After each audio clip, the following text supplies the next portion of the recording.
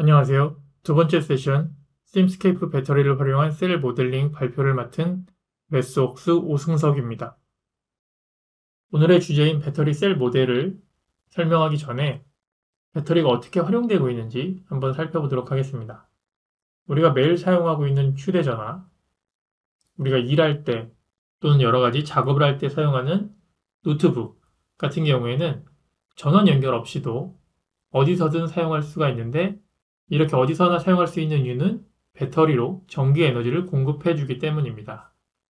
자동차 같은 경우에도 기존에는 가솔린 연료 또는 디젤 연료 등으로 엔진을 구동해서 자동차를 움직였지만 지금은 전기차가 많이 확대되어 배터리로부터 전기 에너지를 공급받아서 자동차를 운행하고 있습니다.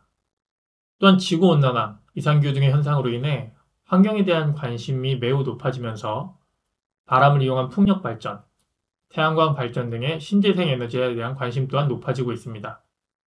이러한 에너지원은 자연 조건에 따라 전기 에너지 생산량이 많이 달라지기 때문에 생산된 전기를 바로 사용하기보다는 에너지 저장 시스템, ESS라고 하죠. 이곳에 모아두었다가 필요할 때 사용하는 방식이 일반적입니다. 이 에너지 스토리지 시스템에 대한 것 또한 배터리라고 보시면 되고 이렇게 잠깐 소개해드린 것처럼 우리 일상 속에 아주 깊숙이 들어와 있다고 보시면 되겠습니다. 이렇게 배터리의 사용량이 점점 늘어남에 따라서 배터리에 대한 수요도 높아지고 있고 배터리 기술 개발에 대한 요구도 점차 확대되고 있습니다. 배터리 산업에서 가장 중요하게 생각되는 것들은 높은 에너지 밀도, 높은 안전성, 그리고 긴 수명인데요. 전기차의 경우로 예를 들어서 설명드리자면 전기차가 장거리를 운행하기 위해서는 전기 에너지를 많이 필요로 합니다. 잘 아시는 것처럼 전기차는 공간이 제한되어 있기 때문에 배터리를 무작정 많이 장착할 수는 없는 상황입니다. 주어진 공간 안에 더 많은 전기 에너지를 넣는 방법, 바로 에너지 밀도를 높이는 방법인데요. 그렇기 때문에 지속적으로 에너지 밀도를 높이기 위한 연구 개발이 진행되고 있습니다. 하지만 에너지 밀도를 지속적으로 높이기 어려운 이유가 있는데요. 에너지 밀도가 높아지면 높아질수록 불안정성이 커져서 화재와 같은 위험한 일이 발생하기 때문입니다. 따라서 높은 에너지 밀도를 달성함과 동시에 높은 안전성이 배터리 개발의 중요한 이슈로 부각되고 있습니다. 마지막으로 전기차에 장착된 배터리는 2, 3년 만에 쉽게 교체할 수 없기 때문에 높은 에너지 밀도, 높은 안전성과 함께 긴 수명 또한 배터리 산업에서 아주 중요한 이슈로 부각되고 있습니다. 앞에서 설명드린 높은 에너지 밀도, 높은 안전성, 그리고 긴 수명을 유지하도록 배터리를 개발하고 운영하기 위해서는 배터리의 상태를 확인하는 것이 매우 중요합니다. 하지만 배터리가 어려운 이유 중 하나가 배터리 상태를 직접 측정할 수 있는 센서가 없다는 것입니다. 예를 들어 배터리 시스템에서 우리가 알기 원하는 것은 현재 용량이 어느 정도로 남아있는지, 새 배터리 대비 최대 용량이 어느 정도인지, 셀 내부에서 내부 단락과 같은 이상한 점은 없는지, 얼마나 오랫동안 성능을 유지할 수 있는지 이런 것들인데 이러한 정보들은 센서를 통해서 직접적으로 측정할 수가 없습니다. 우리가 센서를 이용해서 측정할 수 있는 것들은 충방전 시 인가되는 전류, 그에 따라 달라지는 전압, 그리고 그때 셀 외부 온도 등이고 이 정보들을 이용해서 앞서 말씀드린 중요한 정보들을 추정하거나 추출해내야 되는데 이때 사용되는 것이 배터리 모델, 셀 모델인 것입니다. 따라서 배터리 모델링은 단순한 시뮬레이션을 넘어 이제는 배터리 내부 상태를 추정하고 예측하는 핵심 도구로 사용됩니다. 배터리 모델은 목적에 따라 다르게 사용될 수 있는데요. 가장 먼저 전류에 따른 전압의 거동을 모사할 수도 있고 전기 화학적 특성을 확인해 보기 위해서 모델을 사용하기도 합니다. 추가적으로 셀에서 어느 정도 열이 생성되고 또는 열이 이동하는지 이런 부분들도 모델을 통해서 확인할 수 있고요. 배터리 열화 관점에서 어떻게 열화가 되는지, 시간에 따라서 어떻게 바뀌는지 예측하거나 또는 수명이 어떻게 될지 또는 이런 것들을 통해서 최적의 셀을 디자인하는 그런 형태로도 배터리 모델이 많이 사용됩니다.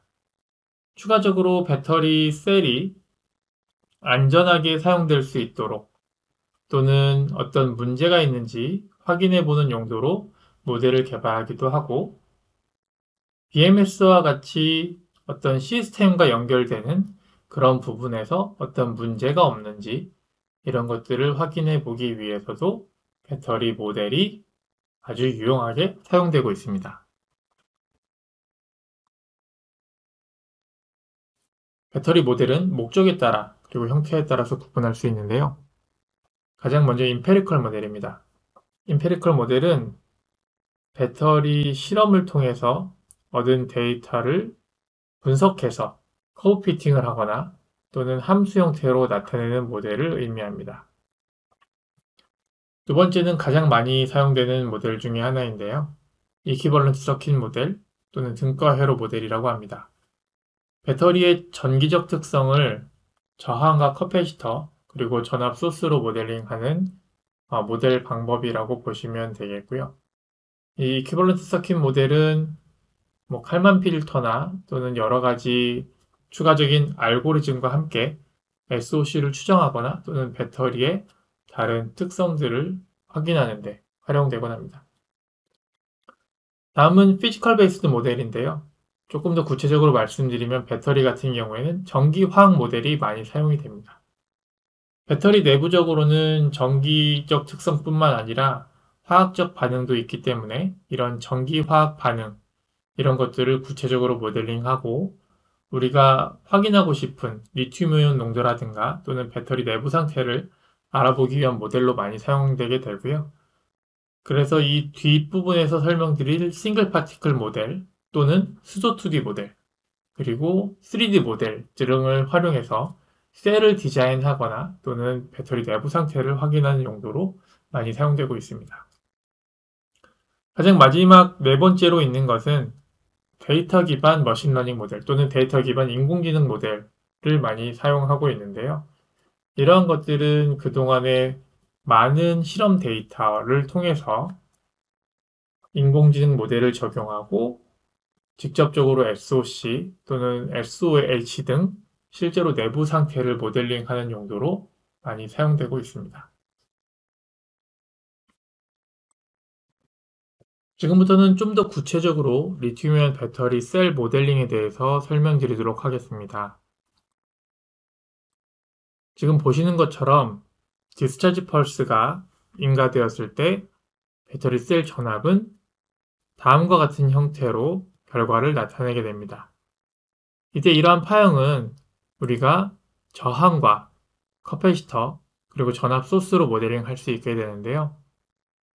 가장 먼저 전류가 인가되기 시작했을 때 바로 반응하게 되는 인스턴테니어스 리스폰스는 여기 보시는 것처럼 저항으로 모델링 할 수 있게 되고요.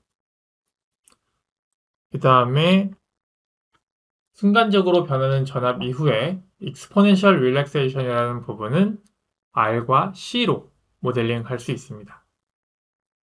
그리고 마지막으로 전류 인가하기 전과 전류를 다 인가한 후에 전압 차이를 보여주는 오픈 서킷 포텐셜은 지금 보시는 것처럼 전압 소스로 모델링하고 이렇게 모델링하는 것들은 앞에서 설명드렸던 이퀴벌런트 서킷 모델 또는 등가 회로 모델이라고 불리는 것입니다. 네, 지금 설명드렸을 때는 R1C1으로만 구성되어 있지만 경우에 따라서 지금 그래프에 보시는 것처럼 R1C1 하나만 가지고는 실제 실험 결과와 시뮬레이션 결과가 잘 맞지 않는 경우들이 발생하곤 합니다. 이런 경우에는 R과 C를 더 추가해서 실제 실험 데이터와 시뮬레이션 데이터가 맞도록 추가하는 경우도 있습니다. 이것은 항상 그런 것은 아니고요. 배터리에 따라서 또는 실험 데이터에 따라서 그때그때 어떤 모델 구조가 맞는지 적절하게 수정해서 적용할 필요가 있습니다. 지금 화면에서 보고 계시는 것이 R1C1, R2C2, RC 페어가 2개 있는 서킷을 보고 계시는데요. 이렇게 등가회로 모델을 구성하고 이 등가회로 모델을 시뮬레이션 하게 되면 전류가 인가되었을 때 전압이 어떻게 바뀌는지 그 거동을 모사할 수 있습니다. 실제로 지금 보고 계시는 화면은 심스케이프에서 그린 회로 구성 모습이고요. 이런 것들은 라이브러리 브라우저를 통해서 저항 또는 커패시터, 적절한 컴포넌트를 가져다 놓고 회로를 완성하면 시뮬레이션을 시작해 볼 수 있습니다. 회로 구성이 완료되면 런 버튼을 클릭해서 실제 배터리의 거동을 확인할 수 있습니다.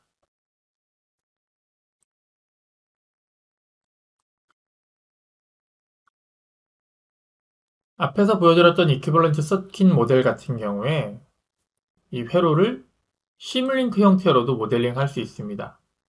심링크 모델을 구성할 때는 라플라스 트랜스폼을 통해서 전달함수 형태로 화면에 보시는 것처럼 구성하실 수가 있는데요.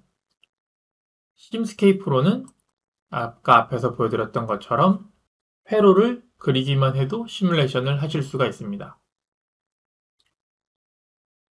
이런 회로가 간단할 때는 시뮬링크나 심스케이프가 크게 차이가 없지만 만약에 지금 보시는 것처럼 회로가 조금 복잡해지고 시스템이 조금 복잡해지는 경우에는 전달함수가 다음과 같이 복잡해지게 됩니다. 그럼 이런 전달함수를 만들기 위해서는 미리 수학적으로 다 계산을 해야 되는데 심스케이프 같은 경우에는 원래 회로 그대로를 컴포넌트를 이용해서 그려줄 수 있으면 끝입니다. 그렇기 때문에 경우에 따라서 심링크가 맞을지 또는 심스케이프가 좀 더 효율적일지 이런 것들을 확인하시면서 시뮬레이션 하시면 업무에 많은 도움이 될 거라고 생각합니다. 다시 이퀴벌런트 서킷 모델로 돌아와서 우리가 이 모델을 원하는 셀에 맞게끔 맞춰주기 위해서는 오픈 서킷 포텐셜, 인스턴테니어스 리스폰스에 해당하는 R0, 그리고 익스포넨셜 릴렉세이션에 해당하는 RC 페어들, 여기에 적절한 파라미터들을 찾아줘야 되는데요. 그러기 위해서는 실험 데이터와 이 배터리 모델을 이용한 시뮬레이션 데이터를 비교하면서 적절한 파라미터들을 찾아줄 수 있습니다. 아직 파라미터라이제이션이 되지 않은 상태에서 시뮬레이션을 하게 되면 지금 보고 계시는 것처럼 한 군데 이외에는 실험 데이터와 시뮬레이션 데이터가 맞지 않게 됩니다. 이런 것들은 우리가 원하는 셀 모델이 아니기 때문에 우리가 실험 데이터와 맞추기 위해서 파라미터를 찾아내는 과정, 파라미터라이제이션을 하게 되는데요. 여기에 나와 있는 오픈 서킷 볼티지, 그 다음에 인스턴테니어스 파워, 그 다음에 R1, RC 이러한 것들은 SOC와 온도에 따라서 전압이 다른 거동을 보이기 때문에 SOC와 온도에 따라 다른 파라미터를 입력해 줄 필요가 있습니다. 하지만 이러한 것들을 찾아내기 위해서는 SOC마다 그리고 온도마다 수많은 실험을 해야 되고 그 수많은 실험을 할 때 계속해서 R1, C1, R2, C2, R0 이런 것들을 번갈아 가면서 계속해서 바꿔가야 되는데 이런 것들을 하나씩 계속해서 바꿔나가다 보면 너무나 많은 시뮬레이션이 필요하고 그렇게 많은 시뮬레이션을 한다고 하더라도 적절한 값을 찾아내는 것이란 쉽지 않은 일이라고 생각됩니다. 그렇기 때문에 여기에서 어떻게 하면 이런 파라미터들을 잘 찾을 수 있는지 소개해 드리도록 하겠습니다. 예제를 통해서 파라미터를 어떻게 찾는지 소개해 드리도록 하겠습니다. 지금 보고 계시는 예제는 각 온도에 따라서 HPPC 펄스를 인가했을 때 그때 전압을 이용해서 파라미터를 찾는 예제가 되겠습니다. 지금 보시는 것처럼 시간에 따라서 이런 전류 파형을 인가하게 됐을 때 전압의 파형은 높은 SOC부터 낮은 SOC까지 가면서 전압이 떨어지는 형태로 결과를 확인할 수 있습니다.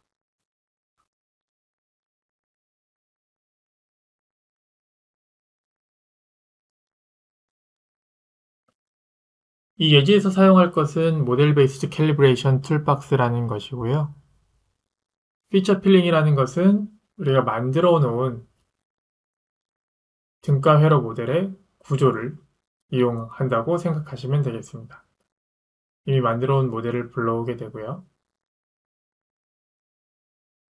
모델을 불러오게 되면 그 모델 안에 있는 파라미터들, 예를 들어 R0, R1, C1, 그다음에 C2, C3. 이 예제에서는 R3, C3까지 있는 페어가 3개 있는 형태의 모델이 되겠습니다.